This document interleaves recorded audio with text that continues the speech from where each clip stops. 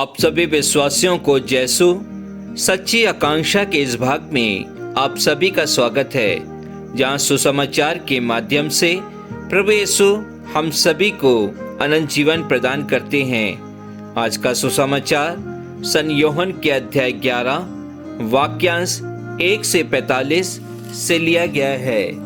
क्रिस्त में प्यारे विश्वासियों, आज माता कलीसिया चालीसे के 5वें रविवार में प्रवेश करती है। आज के सुसमाचार के अनुसार हमें मालूम होता है कि ईश्वर हमारे जीवन दाता हैं। क्रिस्त में प्यारे भाई और बहनों, क्या इस चालीसे के पुण्य काल में हम अपने को और अपने परिवार को शुद्ध करते हैं और ईश्वर की आत्मा को हमारे अंतरतम में ग्रहण करने की कोशिश करते हैं? प्रभु यीशु ही हमारा पुनरुत्थान और जीवन है। उनमें विश्वास करने पर ही हमें अनंत जीवन प्राप्त होगा। क्रिस्त में प्रिय विश्वासियों, आज के पवित्र सुसमाचार में हम लाजरुस को जीवन दान मिलने की घटना और क्रिस्त जीवन के लिए ढेर सारा संदेश पाते हैं। जब लाजरुस बीमार था तो मरियम और मार्था का विश्वास उसके इलाज और दवा में नहीं था, बल्कि प्रभु यीशु में था। उनके परिवार का डॉक्टर प्रभु यीशु था। जब यीशु शिष्यों से यहूदिया चलने का आग्रह करते हैं तो शिष्य उसे यह कहकर मना करते हैं कि कुछ ही दिन पूर्व यहूदी लोग आपको मार डालना चाहते थे। इस पर यीशु उन्हें कहते हैं, हमें ठोकरों से नहीं घबराना चाहिए।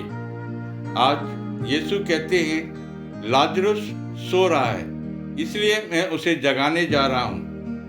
यहाँ शब्द सोना का गहरा और गंभीर अर्थ है। यीशु ने जकेरियुस की बेटी के बारे में भी कहा था, लड़की मरी नहीं है बल्कि सो रही है। जब शिष्य सोने का सही अर्थ नहीं समझे तो यीशु ने स्पष्ट रूप से लाजरुस की मृत्यु की खबर बताई। यह सच है, जो यीशु के साथ मृत्यु को गले लगाता है वह मरता नहीं बल्कि यीशु के साथ सोता है। वह मर के भी यीशु में जीवित रहता है। क्रिस्त में प्रिय भाइयों बहनों, क्या हमारा विश्वास यीशु पर मरियम और मार्था के समान दृढ़ है? क्या हमारा विश्वास और मानना है कि यीशु हमारा डॉक्टर है जो हमारा इलाज कर सकता है, हमें जीवन प्रदान कर सकता है? क्या हम गांव, परिवार और समाज में ठोकरों, बाधाओं, दुख तकलीफों को देखकर अच्छे धर्म कर्म कार्य से घबराते हैं? और इससे बढ़कर क्या हम पुनरुत्थान में विश्वास करते हैं? क्या हम विश्वास करते हैं कि जब हम लाजरुस की तरह सोएंगे तो हमें भी यीशु उठाने आएंगे? प्रिय विश्वासियों, जो ईश्वर के पास आता है वह स्वतंत्र रहता है।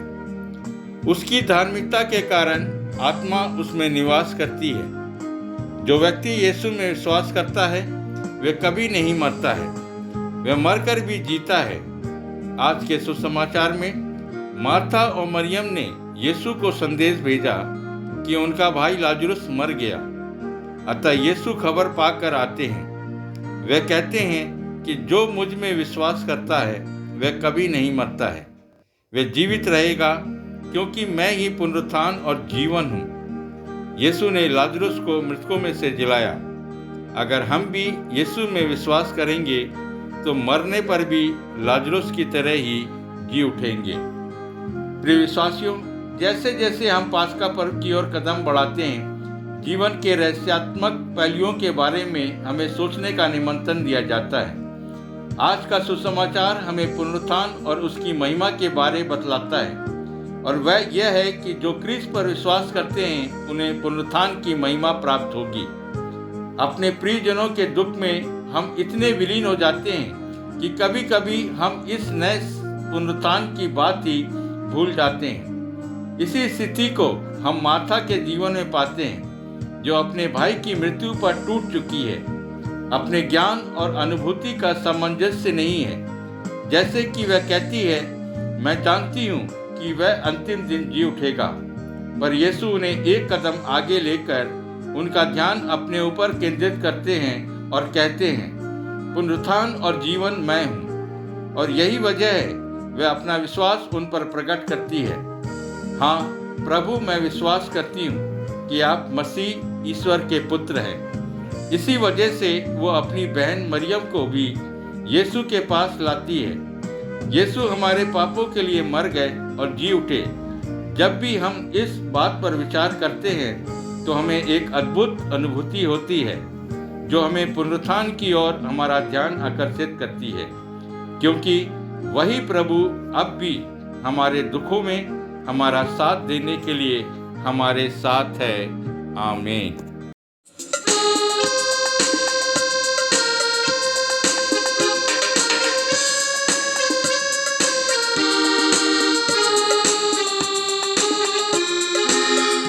हे मानव सुन जरा, तुझे कोई बुलाता है।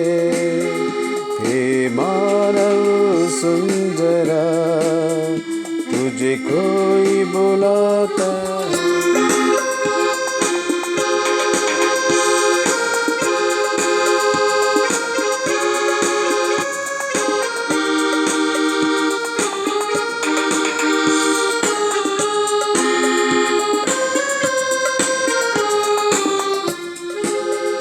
हर दुखों में तू जो है, अंधेरे चारों देने तुझे ये जीवन यीशु बुलाता है। हर दुखों में तू जो है, अंधेरे चारों देने तुझे जीवन यीशु बुलाता है। हे मानव सुन जरा, तुझे कोई बुलाता है।